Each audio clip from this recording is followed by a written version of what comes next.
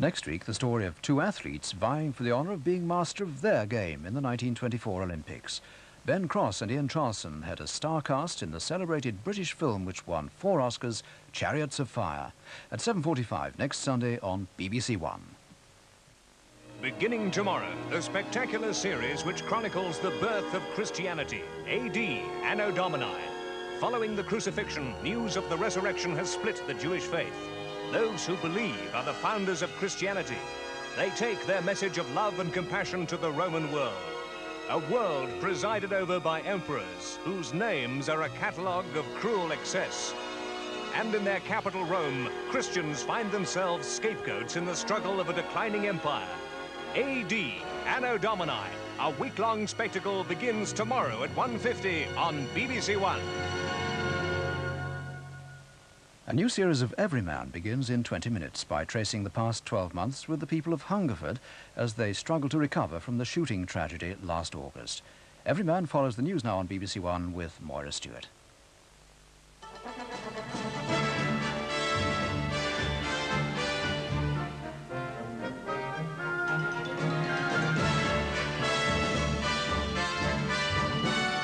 Relations with Iran improving. The Archbishop of Canterbury asks for help in freeing the hostages. After the Ostend shooting, an urgent review of the number plates which mark out British servicemen abroad. The rising tide of need in Sudan. The government warns the worst could be yet to come.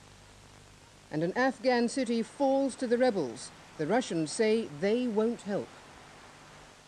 Good evening. The Archbishop of Canterbury's representative in talks with Iran said tonight he was cautiously optimistic about the eventual release of the British hostages held in Lebanon amid further signs of improving relations. The talks between Lambeth Palace and Iranian envoys ended with a statement by the Archbishop calling on Iran to use all its influence to help free the hostages. Terry Waite's brother, David, said the family felt things seemed to be getting more positive.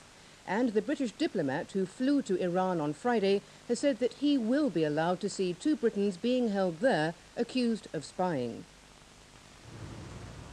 Church officials met the Iranian envoy for intensive talks over a period of 4 days.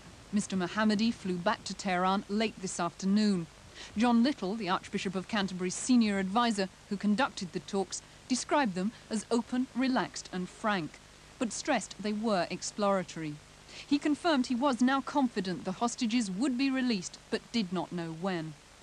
I am cautious rather than optimistic, but I'm prepared to go so far as to say that I'm cautiously optimistic. Is that a change from your previous position?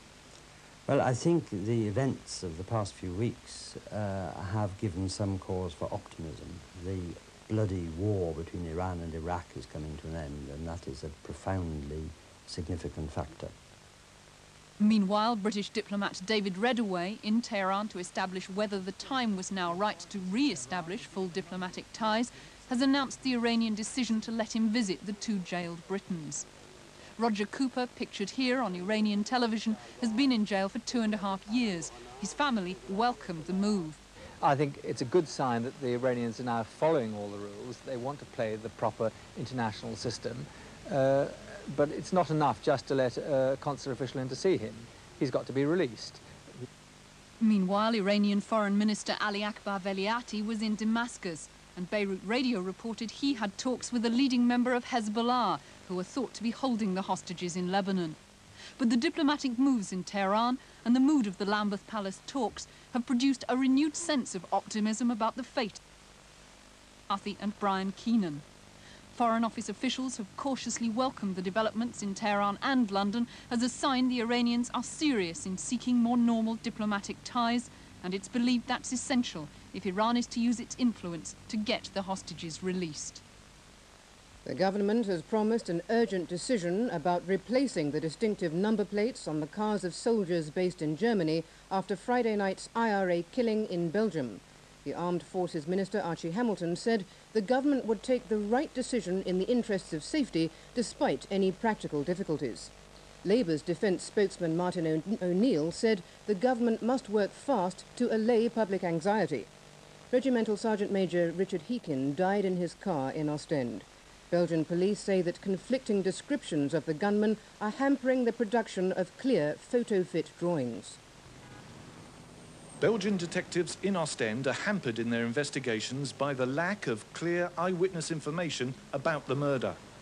The other motorists waiting with Warrant Officer Heekin at the traffic lights have given conflicting accounts of what happened and conflicting descriptions of the two terrorist gunmen.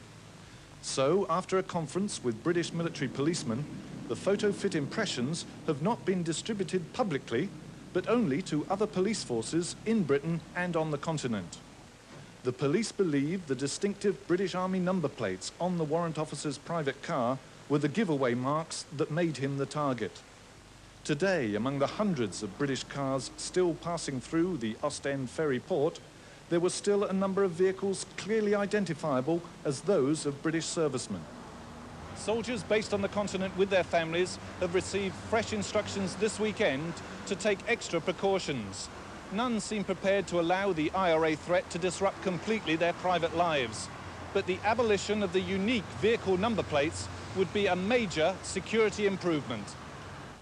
A leading Sinn Féin official in Belfast has referred to what he called the Continental Battalions of the IRA. Martin McGuinness was speaking at the annual parade marking the introduction of internment 17 years ago. Several thousand people took part in the march, which was legal. As well as local Republicans, delegations from NORAID in the United States, this wasn't the largest Republican rally in West Belfast, but the message was obvious. The IRA's campaign will go on. The Sudanese authorities have warned that the worst of the floods, which have so far made 2 million homeless, could be yet to come. The crucial period begins in a week. If the Nile continues to rise, the flooding could be the worst this century. The government has appealed for more relief supplies. It says those so far just aren't enough. So far, more than 1,100 tons of relief supplies have arrived in the Sudan, but that, say a far from ungrateful government, is a mere drop in the ocean.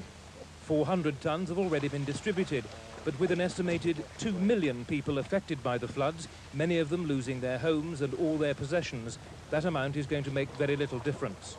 We feel this is really very little when we come to the distribution. And that is why I believe when you go to many areas, you feel that many people are crying that they have very little. And this is true.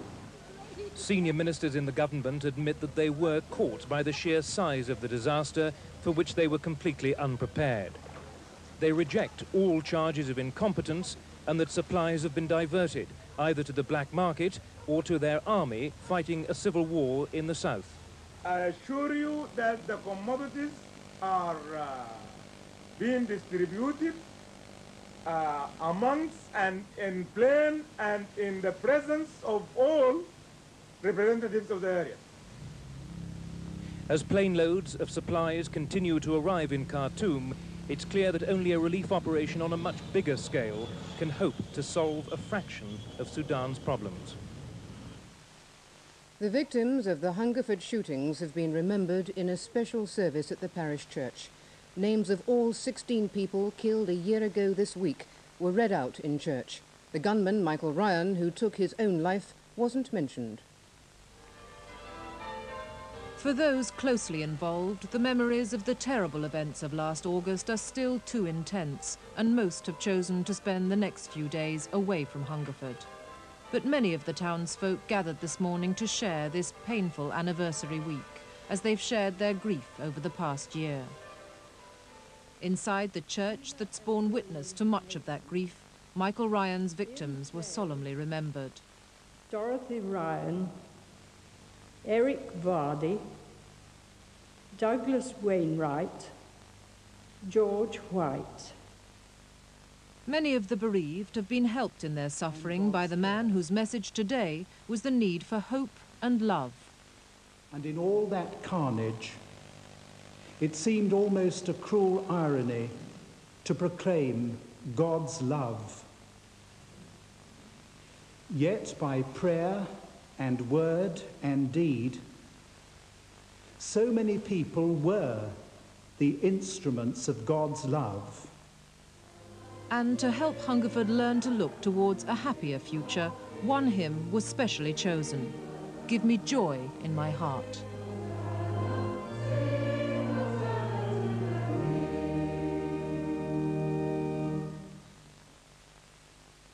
The hospital treating the jailed black South African leader Nelson Mandela says that his condition has shown noticeable improvement.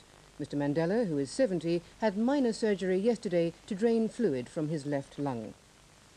In the United States, the Republicans are gathering for the start of their convention in New Orleans. One of the key decisions for the convention is who will be chosen as vice presidential candidate to partner George Bush in the campaign. This democratic city is laying out its own kind of welcome for a Republican Party. In a convention hall got up like a Republican museum, they're getting ready for the man who was elected twice and a candidate in every convention since 1972. Ronald Reagan arrived a short while ago and delivers his farewell speech tomorrow night. His vice president, in a pre-convention interview, gave a revealing insight into the home life of the Bushes. We've lived in 43 different houses, and in how many different... 28 houses. Make that 28 houses. Been married 43 years. Oh, that's what it is, yeah. Thanks, sweetie.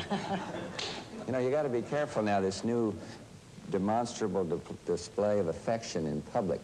Varn and I are practicing now after 43 years to be sure people know that we care about each other. In a conventional hall the size of a football stadium, what the party regulars care about is Mr. Bush's choice of a running mate. The candidates, whether former rivals or Senate colleagues, have nothing but praise for him now.